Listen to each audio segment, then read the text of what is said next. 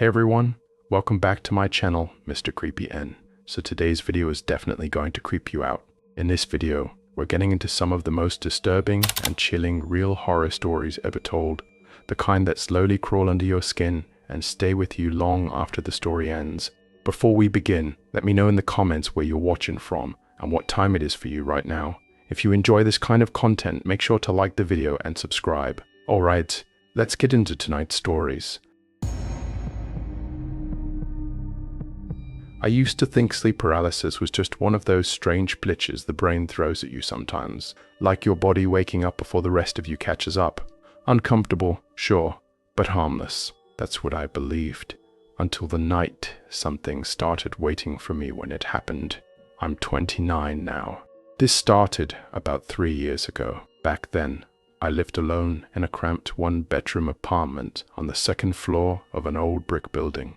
Nothing fancy. Beige carpet that always smelled faintly like cleaning chemicals, thin walls, and the living room just big enough for a sagging couch, and a TV that hummed quietly when it stayed on too long. I'd experienced sleep paralysis a handful of times before living there, maybe once every few months. I'd wake up stuck in place, chest tight, like gravity suddenly doubled. Usually I'd keep my eyes shut and wait it out. Within a minute or two, I could move again. It was unsettling but predictable, until one Thursday night when it wasn't. I'd gotten home late from work and skipped dinner because I was too tired to care. I remember dropping my bag by the door, turning on the TV for background noise, and collapsing onto the couch. The glow from the screen lit the room in that dim, bluish way that makes everything look half real. The last thing I remember before falling asleep was the sound of the ceiling fan turning slowly above me. When I woke up, the first thing I noticed was my phone still in my hand. The screen read 3:04 and the second thing I noticed was that I couldn't move. Not my arms, not my legs, not even my fingers. Sleep paralysis again. Just ride it out, I told myself. The TV was still on, muttering quietly. The fan was still spinning overhead. Everything looked normal, but something felt wrong. It wasn't a sound. It wasn't movement. It was the feeling you get when someone is standing behind you, without saying anything, like the room wasn't empty anymore. A thin ringing started in my ears, high and sharp, like feedback from a microphone. That's when I noticed movement in the hallway. At first I thought it was just my eyes adjusting, a shadow shifting where the light from the TV couldn't quite reach. Then it stood up. I couldn't see it clearly, which somehow made it worse. It was too tall for the hallway, and its body bent at angles that didn't look right for joints. It didn't walk. It skipped. One moment it was near the hallway wall. The next it seemed a little closer. I tried to turn my head. Nothing happened. The ringing in my ears grew louder. Every time I blinked, the thing looked nearer. Soon, it was standing at the foot of the couch, its head tilted slightly, like someone studying an object they didn't recognize. Where its face should have been, there was only a dark blur. Its arms began to stretch toward me, thin, crooked limbs that looked twisted, like broken branches forced into shape. One of those arms reached for my legs, and then everything stopped. The TV went black. The fan slowed to a halt. Even the soft hum of the refrigerator disappeared. The silence was so complete, it felt like the world had been unplugged. Then suddenly, my body unlocked.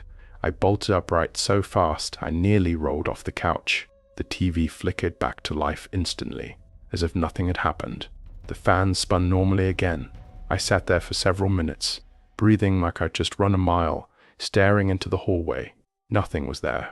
I told myself it had just been a vivid paralysis episode. But the next morning, while putting on my socks, I noticed something on my ankle. A bruise. Small, perfectly round, about the size of a coin. I tried convincing myself I must have hit something the day before. Maybe the coffee table. Still, it bothered me.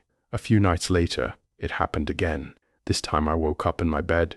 Same feeling, same paralysis. The room was dim, lit faintly by the street lamp outside filtering through the blinds. I moved my eyes slowly across the room, and there it was, crouched near the closet.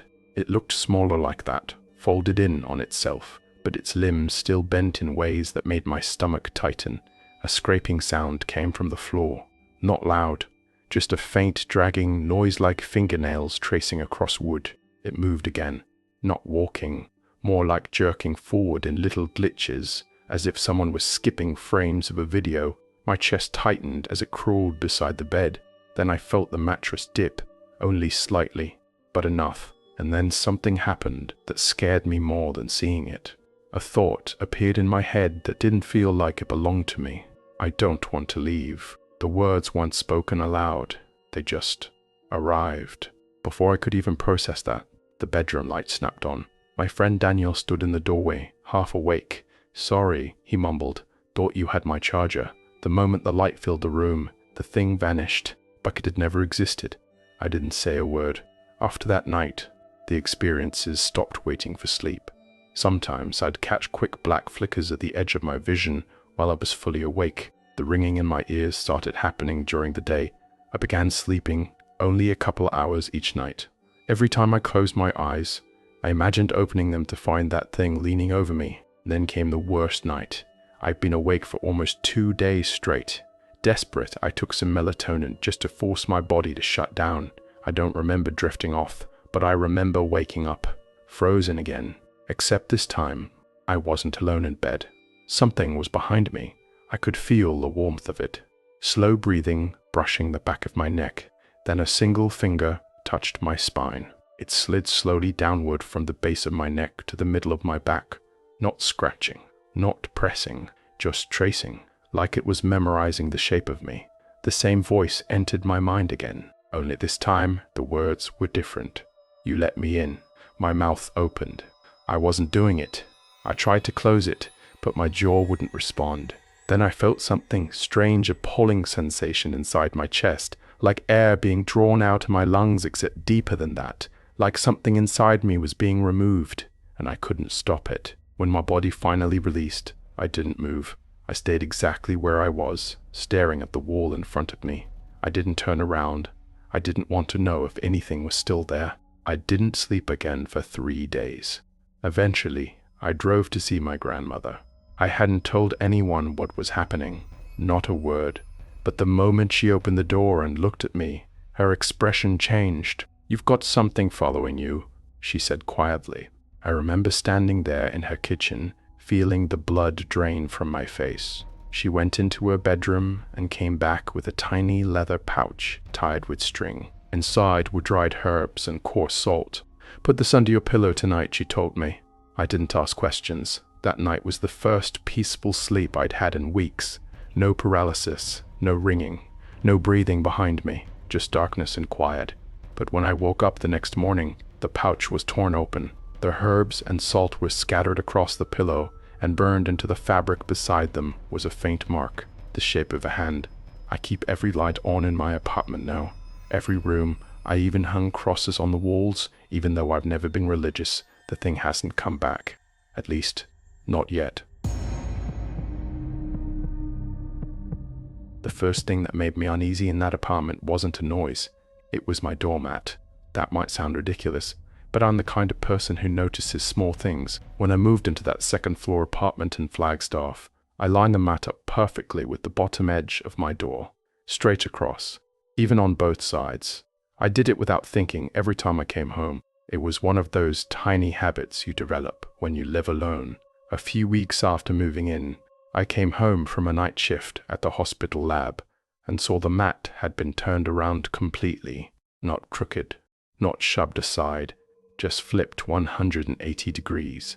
Like someone had picked it up carefully and placed it back down. I remember standing there in the hallway at 5 in the morning, staring at it while the fluorescent lights buzzed overhead. My brain tried to explain it away. Maybe a neighbor tripped on it. Maybe someone cleaning the hall moved it. I bent down, straightened it again, unlocked the door, and went inside. I told myself it meant nothing. At that point, the apartment still felt like mine. It was a small place in an older building, a few blocks from the hospital where I worked nights processing blood samples. The hours were strange, midnight to early morning, but I liked the quiet rhythm of it. The building was quiet too, mostly older tenants, a couple of students, nobody who lingered in the hallways. After a shift under bright lab lights and constant machine beeping, silence felt like medicine. For the first couple weeks, that silence was comforting. Then, The little things started. The doormat happened again about a week later. Same thing. Perfectly flipped. I stood there longer that time before unlocking the door. I even checked the hallway both directions. Nothing. I fixed the mat again and went inside. After that, something else appeared. Sticky notes, plain yellow post-its. The first one was folded cleanly in half and stuck halfway through the flap of my mailbox. It was blank, no writing, no doodles, nothing. Just a folded square of paper. I assumed it was trash. Someone shoved in there by accident. But a few days later, there was another. And then another, the week after that. Always blank. Always folded perfectly. I started feeling stupidly nervous every time I checked the mail. Like the little metal door might hide something worse than a piece of paper. Still, I tried to ignore it. Until the feeling started. You know that strange moment when your body reacts before your brain understands why? It would happen when I was brushing my teeth, staring into the bathroom mirror. My shoulders was tense, and I'd suddenly feel like someone was standing behind me. I'd turn around. Nothing. Or I'd be heating leftovers in the microwave at 3 in the morning and suddenly feel eyes on me from outside the kitchen window. I'd pull the curtain aside. Empty parking lot. Every time. But the feeling never went away quickly. It lingered in my chest like static electricity. Then came the box. I had just finished a brutal double shift and was barely functioning. The sun was just starting to climb over the buildings when I walked up the stairs to my door. The box was sitting directly in front of it. Plain cardboard. No tape. No label. No handwriting. Just a small square package waiting for me. I stood there looking at it longer than I should have. Something about it made the back of my neck prickle. Eventually, I crouched down and opened it. Inside was a single Polaroid photograph. Black and white. Grainy. It showed my car in the parking lot outside the building, but the photo had been taken from above, high enough that whoever took it must have been looking down, maybe from a tree, maybe from a window. I remember holding the picture and feeling every window around my apartment suddenly become important. I called the building manager. He showed up 10 minutes later wearing sandals and a faded t-shirt, looking half asleep. When I asked about security cameras, he shook his head. Been broken for years, he said casually. Maintenance backlog. He picked up the empty box like it was garbage and tossed it in the hallway trash. Then he left. I was still holding the Polaroid. That night, I started locking things differently. Deadbolt first, then a chair wedged under the door handle. I bought those cheap stick-on alarms from a hardware store and put them on every window. I even stopped making tea at night because that meant walking past the balcony door. At some point, I turned all the mirrors in the apartment to face the walls. I didn't want to see movement behind me. Then the texts came. 6 messages, all at once.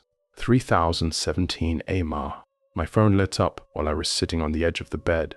The first one read, "You're always awake this late." The next one came seconds later. "You like honey in your tea." Another. "That blue robe looks good on you." Then another. "Your hair looks nice today." My hands went cold. The 5th message said, "You should sleep more."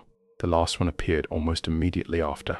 I'm right here. My stomach dropped so suddenly it felt like the floor moved. I dropped the phone. It bounced once on the mattress and slid onto the floor. For a long time I didn't pick it up. Instead, I walked slowly through the apartment, checking every corner like I might catch someone hiding. The locks were still closed, the windows sealed, the balcony empty. Eventually, I sat down on the floor with a kitchen knife and my back against the wall. I stayed there until sunlight started leaking through the blinds. Later that morning, I picked up my phone again. The messages were gone. The number was gone. No record that had ever existed. I stopped telling people about it after that. Every time I mentioned it casually, someone would laugh it off. Probably a dream, they'd say.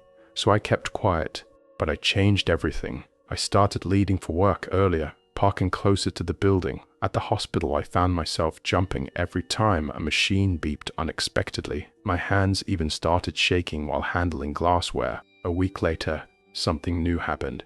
After a shift, I walked out to the parking lot and pressed the unlock button on my key fob. My car lights flashed, but when I got closer, I noticed the passenger door wasn't fully closed, just barely open. I stopped walking. Every instinct told me not to touch it. I backed away and called hospital security. 2 guards showed up quickly and checked the car. Nothing was stolen, but sitting neatly on the passenger seat was a sealed envelope. Inside was my water bill, the one I was certain I'd left on my kitchen counter. That's when I stopped trying to rationalize everything.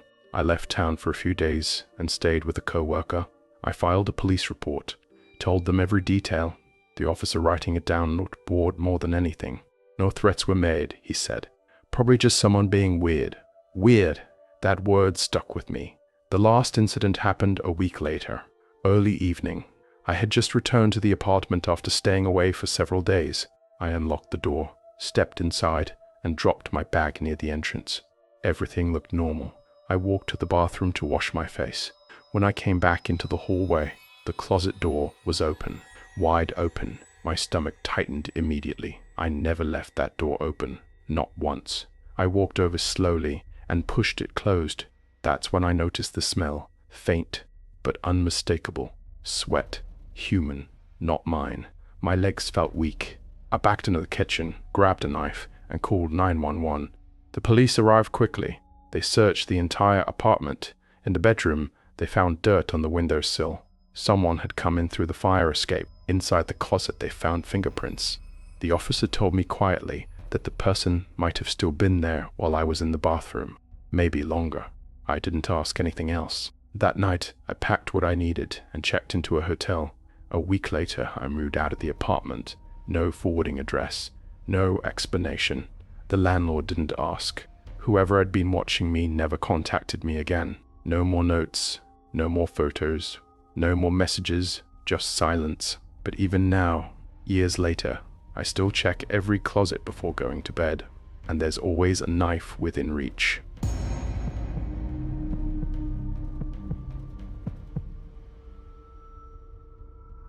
The first sound I remember from that house wasn't the wind or the creak of old wood. It was knocking, not from the door, not from the windows, from inside the walls. 3 quiet taps, slow, careful, almost polite, like someone asking permission to be noticed. But that didn't happen until a few nights after I arrived in MR.Creepy, and by then I had already made the mistake that started everything. I opened the attic. My name's Riley, and I'm 32 years old. If you saw my life now, you'd probably think everything eventually worked out for me. I have a steady job, a quiet apartment in the city, and a routine that keeps my mind busy. But a few years ago, my life cracked open all at once. My divorce had just finalized. Not dramatic, not explosive, just the slow kind of ending where 2 people quietly realized the love drained away long before the paperwork caught up. On top of that, the freelance tech work I'd been relying on dried up almost overnight. Bills stacked up, savings disappeared. Then one afternoon I got a call from a lawyer. He told me my Aunt Cora had passed away and left me her house in MR.Creepy. I hadn't heard that name in 15 years. Just hearing it again made my stomach tighten in a strange way, like remembering a dream that never made sense but still unsettled you. Still, a house was a house, so I packed a suitcase, told myself I'd clean the place up, sell it quickly, and leave town before anyone even noticed I'd been there. That was the plan. The house looked almost exactly the way I remembered it from childhood summers. Red siding faded almost pink, the front porch leaning slightly to one side, and that old wooden swing hanging from rusty chains. Even before I stepped out of the car, I could hear it, the swing swaying gently, the chains squealing like something complaining under its breath. The yard had grown wild, grass brushing against my knees as I walked to the porch. Inside smelled like dust and something metallic, sharp and damp, like pennies soaked in water. I opened the windows and tried to convince myself the place just needed air and attention. My plan was simple: sleep in the guest room for a few nights, clean during the day, fix what I could, then list the property and disappear back to the city. For the first couple of days, things were quiet, too quiet. The town hadn't changed much either. Same sleepy roads, same gas station, same little library building that looked older every time I passed it. People recognized my last name but didn't ask many questions. That should have warned me. On the 3rd day, I climbed into the attic. I was moving old boxes where my foot pressed down on a loose board. Instead of just creaking, the wood shifted under my weight. Curious, I knelt down and pried the board up with a screwdriver. Underneath, wedged between the beams, was a small cigar box. It looked older than everything else in the house. I opened it. Inside were letters, dozens of them. The paper had turned yellow with age, edges curled like dried leaves. Every single one was addressed the same way, to the boy in the walls. No stamps, no dates, just page after page of frantic handwriting. I unfolded one. I didn't mean to hurt him. Another. Please stop scratching. The baby hasn't slept in days. Another. I'll tell you everything, just let us sleep tonight. They weren't stories, they were confessions, real ones, messy and desperate. The longer I read, the tighter my chest felt, like the air in the attic had suddenly grown heavier, like someone else was standing behind me reading over my shoulder. I shut the box quickly and climbed down from the attic. That night, I couldn't sleep. I kept telling myself it was just an old house full of strange junk. But around 3 in the morning, I heard it. Tap, tap, tap. 3 knocks, coming from inside the wall beside my bed. I sat up, holding my breath. Silence followed. The next night it happened again. Same time, same 3 taps, only slower, like whatever was making the sound was thinking about each knock before it happened. After a few days, I was exhausted. My nerves felt stretched thin. On the 5th night, I snapped. I grabbed a hammer and ripped a long strip of drywall open beside the bed. Insulation spilled out, but there was nothing else inside. No pipes, no animals, just empty space. Still, the tapping didn't stop. When I asked around town, people acted strange. One man at the gas station shook his head before I could even finish explaining. Some things around here stay quiet, for a reason, he muttered, then walked away. The librarian, Miss Granger, was the only person who didn't pretend she hadn't heard of it. When I mentioned the letters, she slowly wrote an address on a sticky note and slid it toward me. Talk to Mara, she said. That was all. Mara lived at the edge of town in a house surrounded by tall trees. Before I even knocked, the door opened. You've seen the letters, she said. It wasn't a question. Inside, she poured coffee so thick it looked like mud and told me a story the town apparently knew, but never spoke aloud. In the 1940s, a family named Pike lived in my aunt's house. Their youngest son, Henry, drowned in a well behind the property, but the family refused to accept it. They believed in old rituals. They tried to bring him back, and something answered. But what returned wasn't really Henry anymore. He lived in the walls, Mara said quietly. Didn't eat, didn't talk, just stayed there. The family eventually discovered what kept him calm. Confessions, guilt, secrets people were afraid to admit. The town made a deal. Everyone wrote letters. Small admissions of wrongdoing. Nothing too terrible. Just enough guilt to keep the boy satisfied. But your aunt, Mara said slowly. She stopped writing. That night I tried to leave. I packed my bag, grabbed my keys, and got in the car. The engine didn't respond. No lights. No sound. My phone was dead too. Not low battery, just dead. I walked to the gas station. The man behind the counter looked at me for a long moment before saying quietly, "Sometimes the town doesn't let people leave." I walked back to the house. That night the tapping started earlier.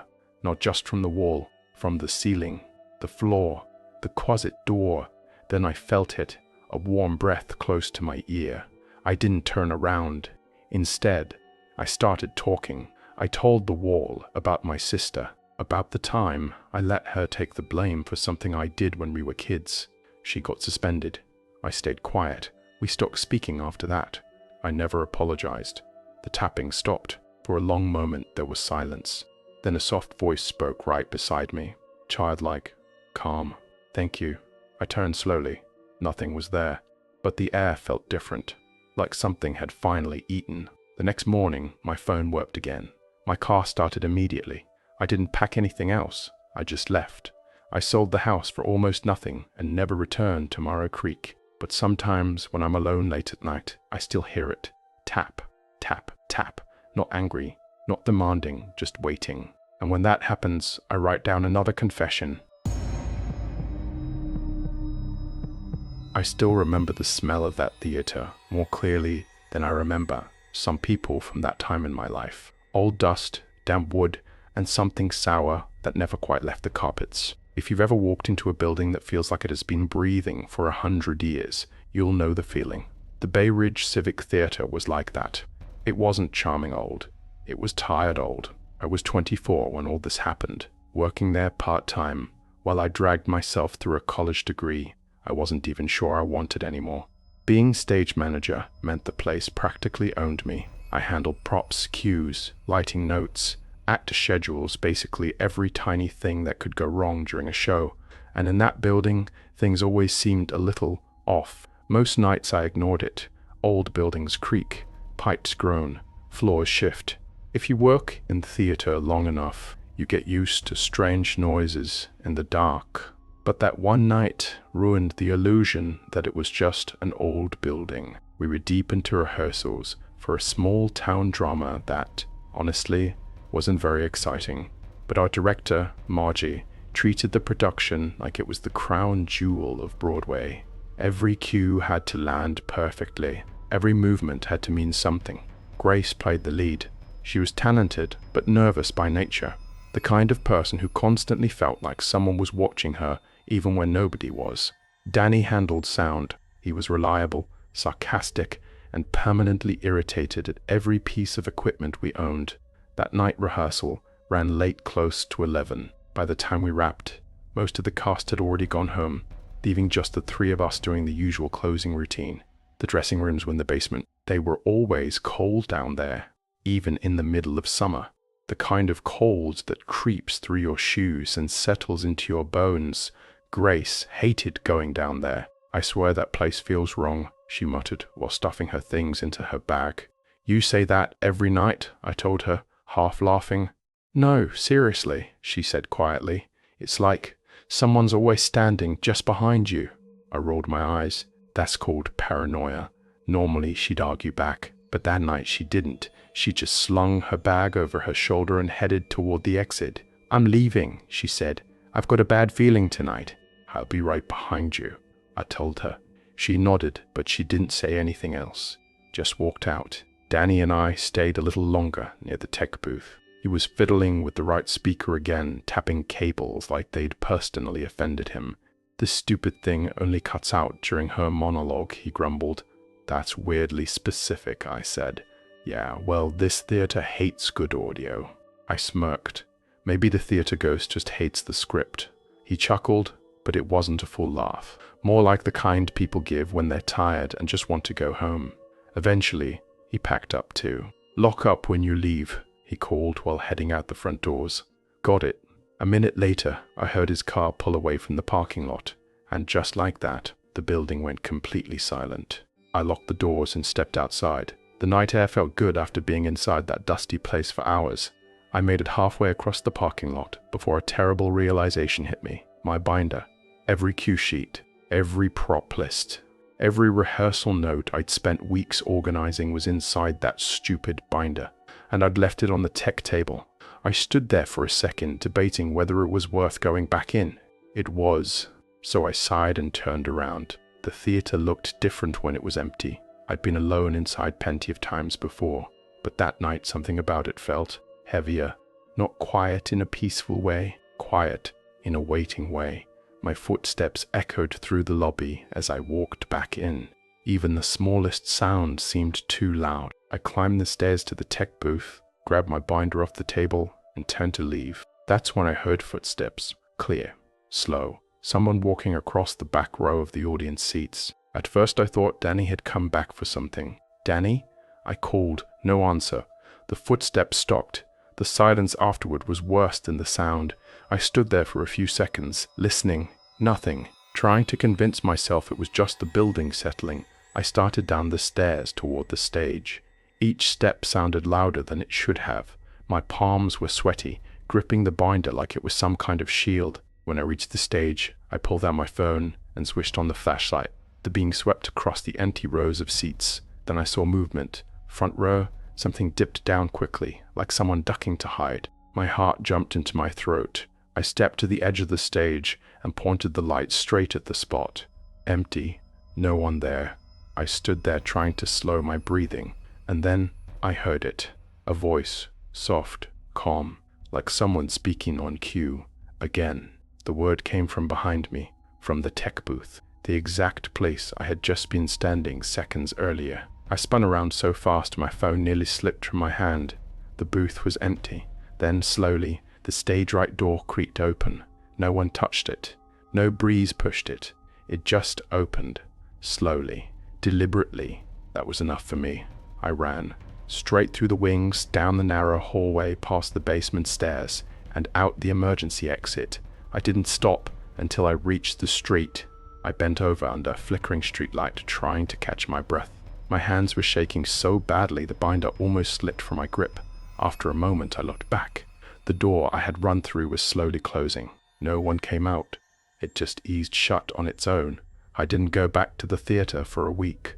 But the strange part, the next morning Danny texted me. "Hey," he wrote, "what did you leave on the soundboard last night?" I frowned at my phone. "Nothing," I replied. A minute later, he sent a photo.